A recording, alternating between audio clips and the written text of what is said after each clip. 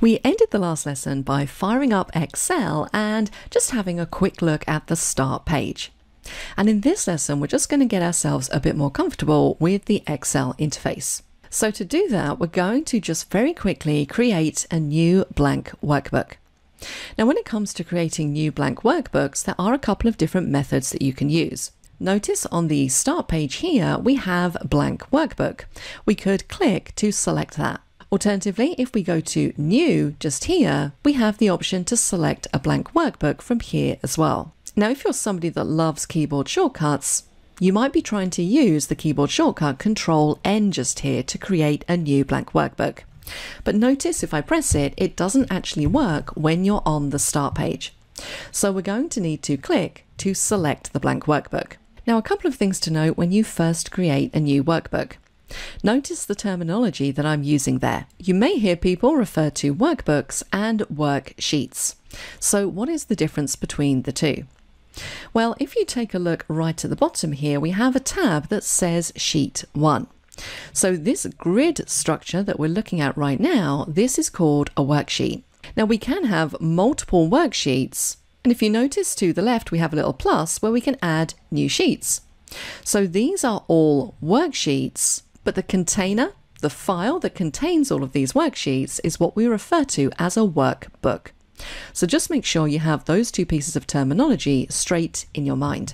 So I'm going to click on Sheet 1 and let's just do a quick tour of the interface.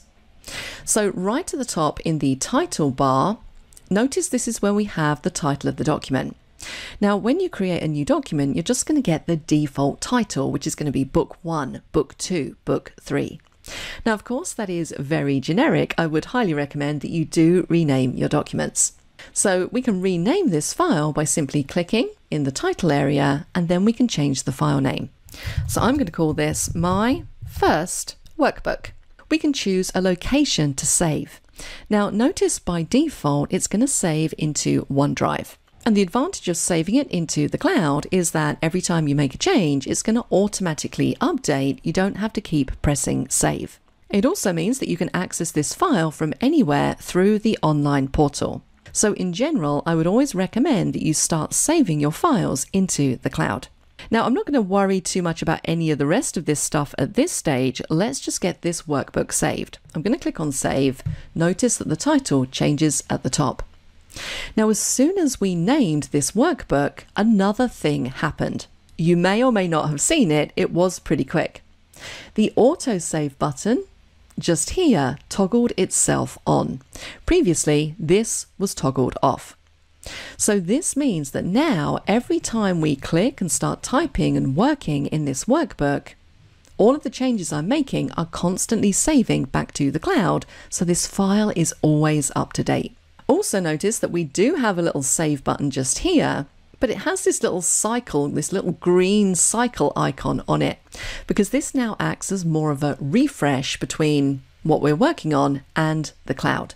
So now we have this workbook saved. Underneath the title bar, this is where we have our tabs and our ribbons. If you're used to using older versions of Excel, you might remember that we used to have drop-down menus to access all of our commands. But in around 2010, that completely changed, and we now have these horizontal ribbons with all of our commands on them. So our commands are organized logically onto different ribbons.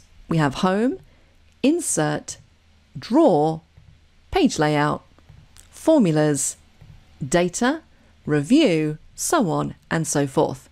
So the Home tab, for example, will contain commands that are most common. These are the things that people use most when they're working in Excel.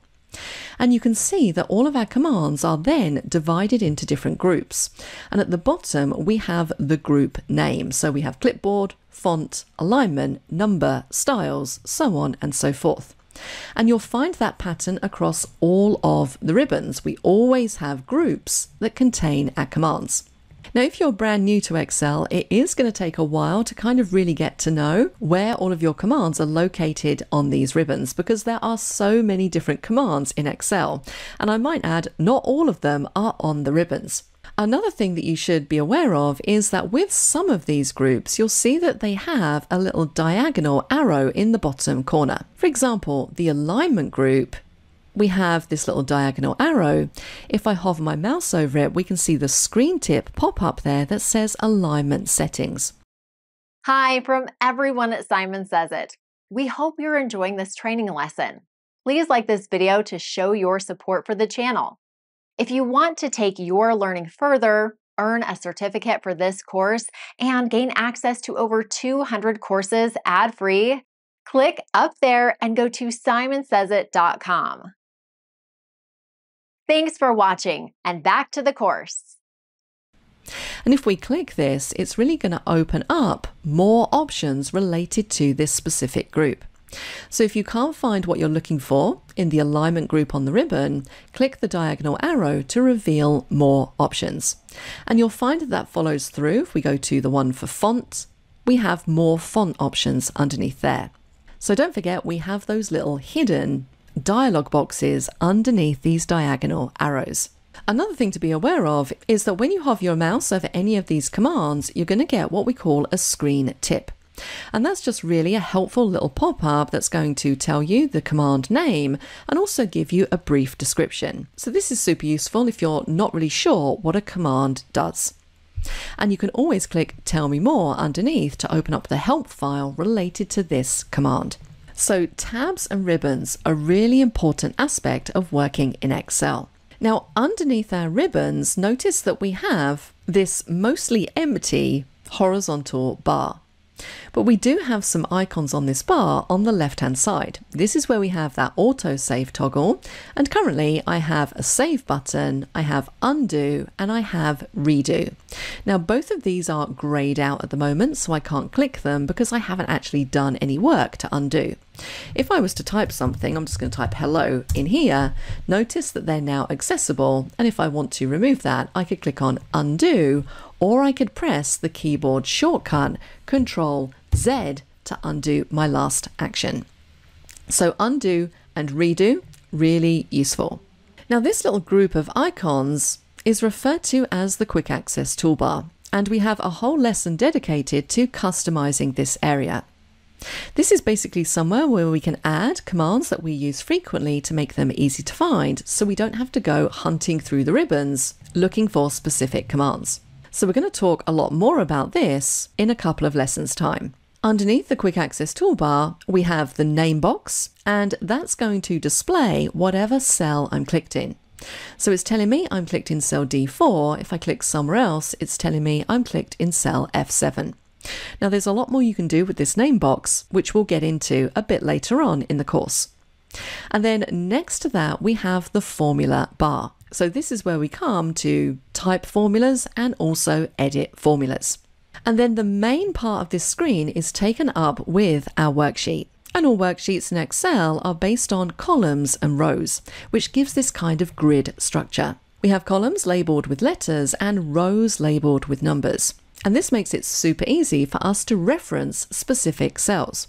For example, if I click here, I can see that that is cell H8. Notice column H is highlighted in grey, and so is row 8. I can also see in the name box that I'm currently clicked in cell H8. And we use these cells to house our text, numbers, and other information. And then right at the bottom, this is where we have our different worksheets. As I said, you can have multiple. And by default, they're going to be named generic names. So sheet 1, sheet 2, sheet 3.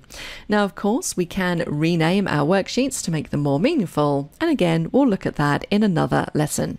But just be aware, this is how you can switch between your different worksheets. You can either click on them, or alternatively, if you like keyboard shortcuts, you can move through the different worksheets by pressing Control, page down to go to sheet 2, page down again to go to sheet 3, page up to go the other way.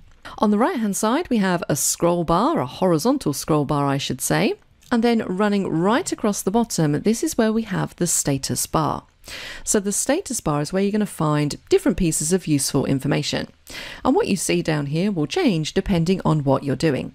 This is also the area that houses the different views, because there are different ways that we can view a worksheet in Excel. And you can see those over on the right hand side, and we can switch between them simply by clicking on the icon. Now, these aren't going to make much sense to you at the moment, so we're just going to stick with normal view. And then finally, we have this little zoom slider. So the default is 100% zoom. If we click the plus, it's going to zoom in. If we click the minus, it's going to zoom out. So that is entirely personal preference. But those are the main elements that make up the interface when you're working in Excel. Congratulations on reaching the end of this training video. Continue your training in Excel 365 for beginners with the next video in the series by clicking over here. For more related training videos, click over here to watch this popular playlist of free learning resources. To see more videos like this one, click below to subscribe.